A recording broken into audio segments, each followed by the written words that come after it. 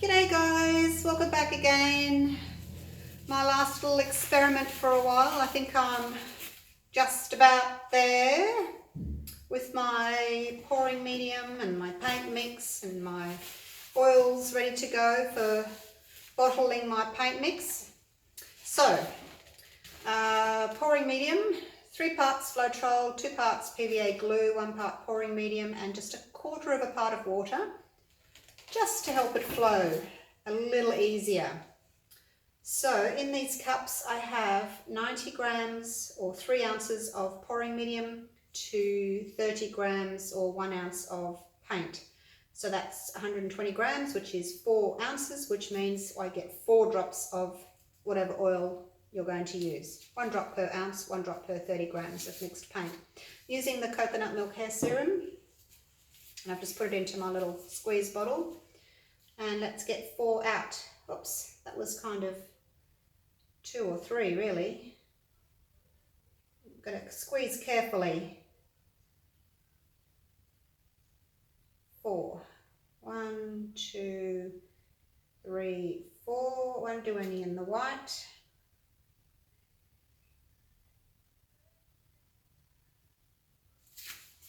I think that one had quite a bit that dribbled in afterwards, so I won't put any more in. Okay, let's stir it up nicely. If you don't stir this thick oil well, you tend to get caterpillars because the oil's in like a long stream. It hasn't been broken up properly. Well, that's what I think anyway, if it hasn't been mixed in enough. I have a few theories on caterpillars, but that's one of them, that the oil just needs to be mixed in a little bit better. Also, when you drag your cup, your flip cup, if the side of the cup is dragging against the paint, I think that also makes the paint sort of spread out and cause a caterpillar. Okay, bit of navy in the bottom. And I'm doing dark, light, dark, light, dark. Yes, I think that's what I'll do. And white next. So this is sitting on top of the paint really nicely. It's not dropping in too much, which is a good sign. Obviously, the higher you're pouring from, the deeper the paint has to go and causes more pressure, so it might sink a little bit. But as the paint fills up in the cup, it won't have to drop down as far, so it shouldn't sink as much. But if you don't want to drizzle like this, you can just pour down the side like that and have a layer on the top. That works really well too. So if you don't feel confident doing this, if your paint's all dropping down to the bottom, just pour it down the side and have a layer sitting on top. But now that my cups are half full, it's starting to layer a bit better now. Paint doesn't have as far to drop down. I found in my last flip cup, my navy was on the bottom and I didn't actually use all my paint. So I left my navy in the bottom. So this time I've only put a little bit of navy right in the bottom as my bottom layer. And I've put more navy in the middle.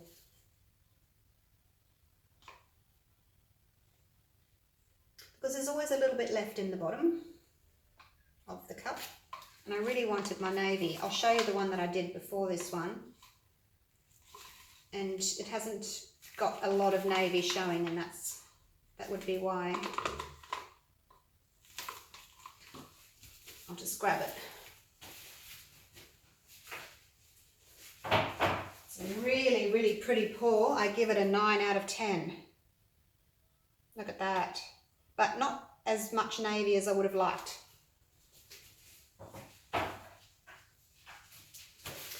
And I give it a 9 out of 10 because I think that it's a tiny little bit thin. So I've reduced the water a touch in this one And I'm just going to see if that makes a difference. And if it does, then finally, I think I've got my mix worked out for you. And I'm going to start bottling this weekend, ready to ship out to you. It'll only be in Australia to begin with because shipping overseas is just too expensive. And by all means, if you want to pay the shipping and you're happy to, then I'm happy to send it to you, but it might not be very affordable, I guess, if it's, you know, really expensive to ship it over there from Australia.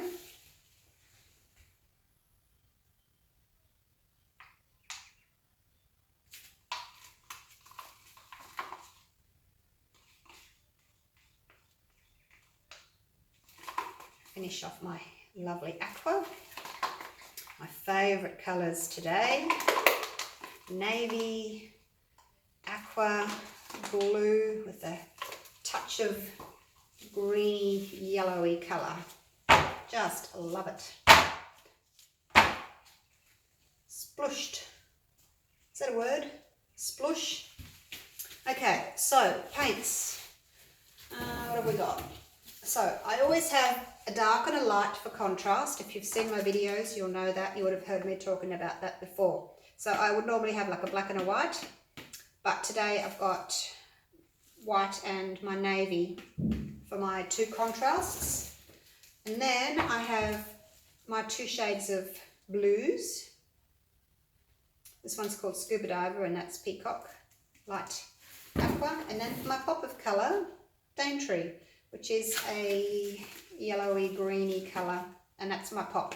So I always have a dark and a light, two of your main colour, and then one pop colour. And that's what works for me. So, loving these.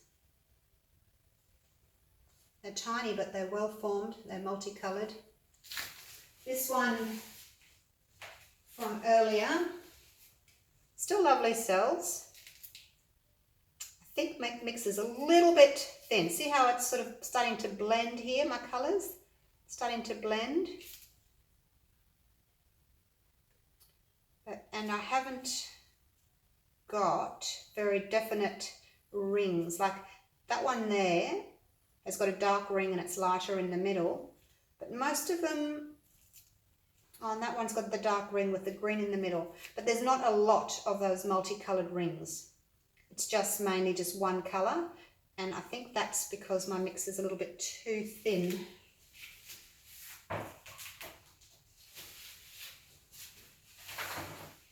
This is a metallic, but, well, this is the browns, but you can see that there's a lot more cells that have got the multicolours in them, more than one colour.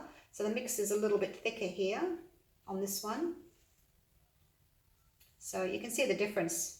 The multicoloured rings is what I'm going for. Because if your mix is too thin, it just blends too much and you don't get that cell definition. Okay, let's see how this is going to go.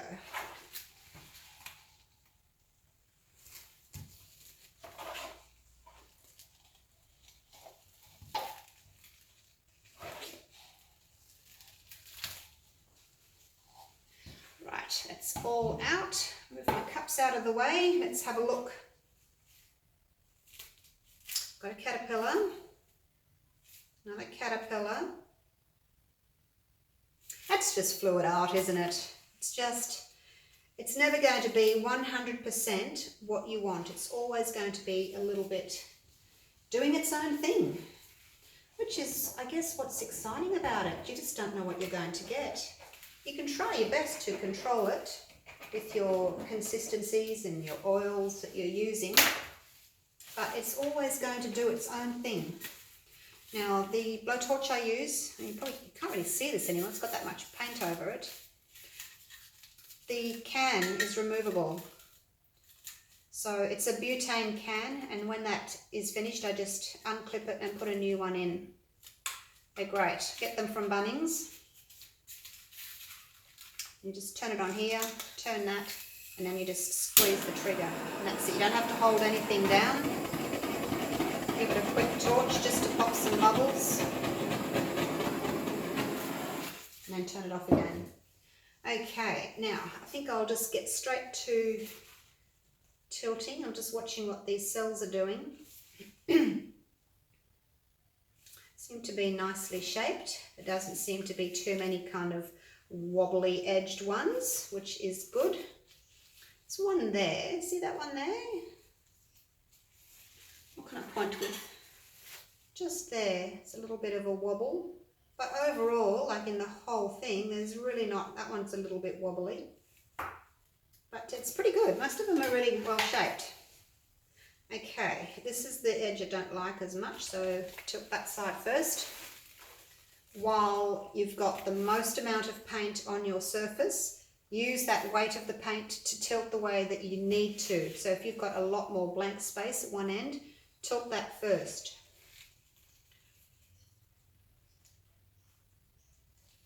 And I just like to zigzag.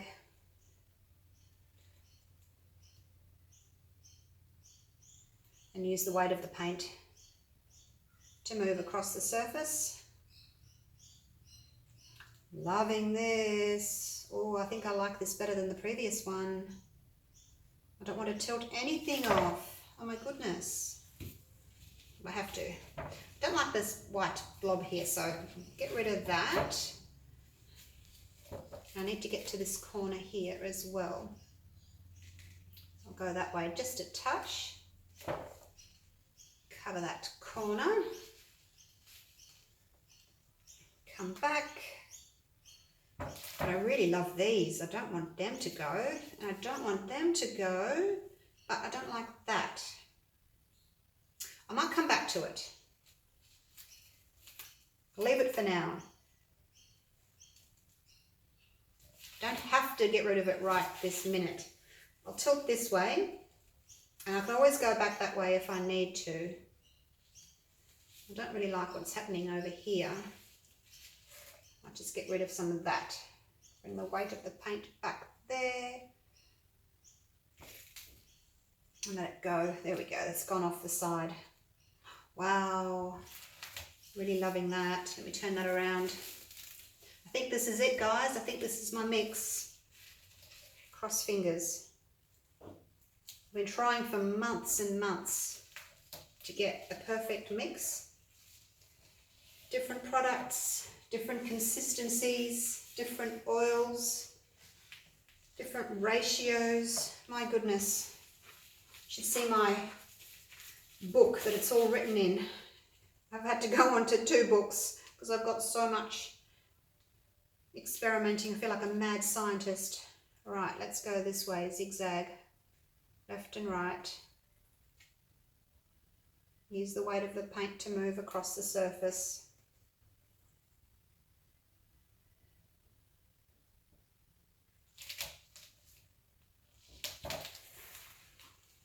I've got a little bit left of this green. I'm going to pop it here. I don't want to tilt it anymore because this, see how this is curving? I'll just put a little bit of extra paint here. It's actually a really good idea to cover your corners with some leftover paint before you even start to tilt. Then you won't feel as if you have to tilt to get to those corners. I'm going to do that, and then I'm going to take a little bit of this aqua and just blend that through a little bit. There we go. Can hardly tell. Right, now this has got a curve here, so I'm just going to bring this back and I need to go to that corner just a touch. And that's a little bit blurry there, so I don't mind getting rid of that at the same time.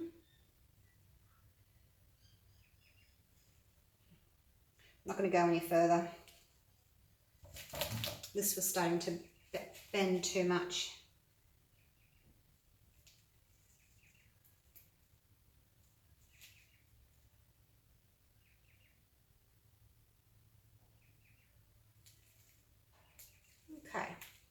think I'm happy with that. Leave that, and I don't have enough paint to bring this bit down to get rid of that, but it's kind of toned down a bit now, and once I torch that I may get some more cells popping up in that. So let's clean off these edges so I can see where the card ends and the cookie wrap begins. Okay, so now I just need to fill in this little bit here, and I think I've got a little bit of navy left. I'll just pop that on the corner, scrape my cup out. You'd think it would be plenty of paint, wouldn't you? It's about 600 grams of mixed paint. As I said, it is a little bit thicker though, this mix, so it's not spreading out quite as much. Just going to put a little bit of green through the navy, just to make it look as if it's not added on. Once it all settles, you won't even notice. So that one's got a lot more green in it, hasn't it, than the previous one? Just leave it like that. Okay, give it a quick torch. I'm really loving these middle cells.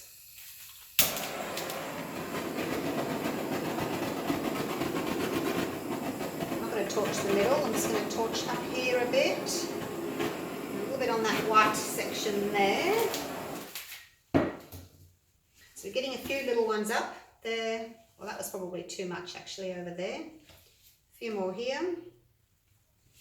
Sometimes it's nice just to not torch, you know, just to have less is more sometimes. Just keep your big cells and not worry about having any little cells. I think we all get a bit carried away with, I must torch, I must torch. We don't have to torch, really. Okay, now I'll show you the other one. So, nicely formed multicoloured cells there. This one, it's still really beautiful, I think, just probably not the cells, they're not as multicoloured as those ones are. So these are really pretty. Even the blue, they've got different shades of blue. That's a dark blue with a light blue centre. We've got a dark blue with a green with a yellow centre in the middle there. So more down here, multicoloured ones. Whereas these ones, as I said, still pretty, but not as multicoloured. And I'm assuming that's because my mix is a little bit thinner here. See my thumb is here wriggling. See, that's gone a bit blurry there. Haven't really got that on this. We've got shading, but the cells haven't really blurred and stretched as much. A little bit of stretching here, but that's, you know, that's what happens with cells. You have to stretch your cells to cover your card. So what do you think? Am I ready for bottling my mix? I think so. Look at this, how the yellowy green has made a stripe through the centre like that. It's very unusual. All right, let me take it in for a close-up. And I think that's probably enough experimenting, and I will start bottling. I'm pretty happy with my mix. I don't think I can get it any better. I really don't. I've been trying for months and months and months, and I think what I've been doing over the last few weeks is probably I think the best that I can do. Right, let's zoom you in.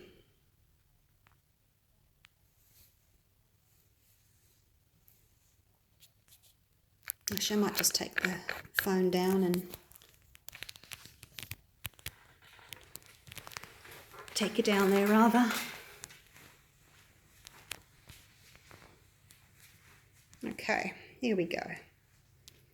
From my angle, without the light shining on it. Look at those. Look at the beautiful cells. And then that was the white section that I didn't like. So it's got some little cells popping up. And then when I torched, I got those little ones there.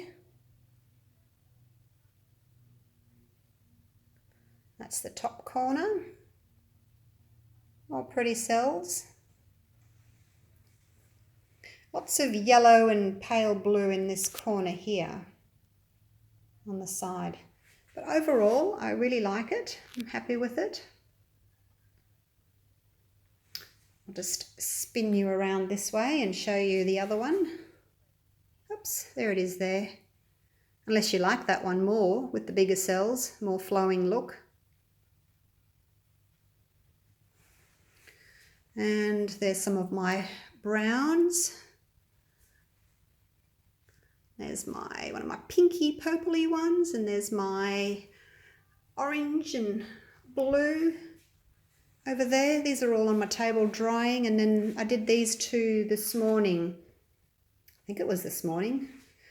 Goodness, I can't even remember my browns and golds. This one's got more white in it. That one's got more black in it. Still really pretty though. Okay. And then I've got a heap drying under my table. Look at that, drying under there. Okay. And my air conditioner's just been delivered. There it is there. So that will be installed on Monday. Because it's starting to get warm now. 29 degrees it's going to get to today in Queensland. So Queensland is sort of getting up towards the northern side of Australia. So even though it's spring, it's getting quite warm. All right, I'll leave it there, and I am going to start bottling my paint this afternoon. Woohoo! So please join the Australian Acrylic pouring group.